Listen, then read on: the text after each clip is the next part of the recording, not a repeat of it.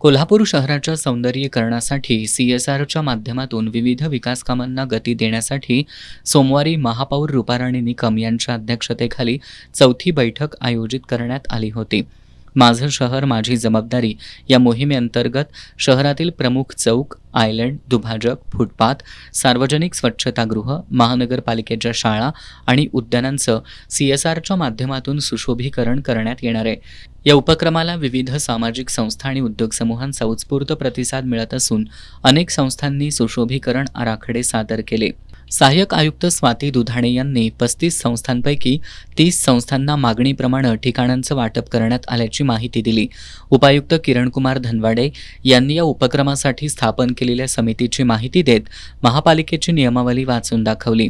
महापौर रुपाराणी निकम यांनी शहर सुशोभीकरणाचं पाहिलेलं स्वप्न प्रत्यक्षात उतरत असल्याचा आनंद व्यक्त केला. विविध संस्थांच्या सहभागामुळे शहराच्या सौंदर्यात भर पडेल असं सांगत स्वच्छ आणि सुंदर कोल्हापूर घडवण्यासाठी महापालिका सर्वतोपरी सहकार्य करेल असं आश्वासन त्यांनी दिलं. सादर करण्यात आलेल्या आराखड्यांची शहर अभियंत्यांनी तात्काळ तपासणी करून 2 दिवसात अंतिम मान्यता द्यावी असं त्यांनी सूचित केलं. आयुक्त डॉक्टर राजेंद्र भारुड यांनी संस्थांना आवश्यक असल्यास अतिरिक्त ठिकाणांची मागणी करण्याचं आवाहन केलं. उपलब्धतेनुसार जागा देण्यात येतील, तसंच सर्व परवानग्या महापालिकेच्या धोरणानुसार दिल्या जातील असं त्यांनी स्पष्ट केलं.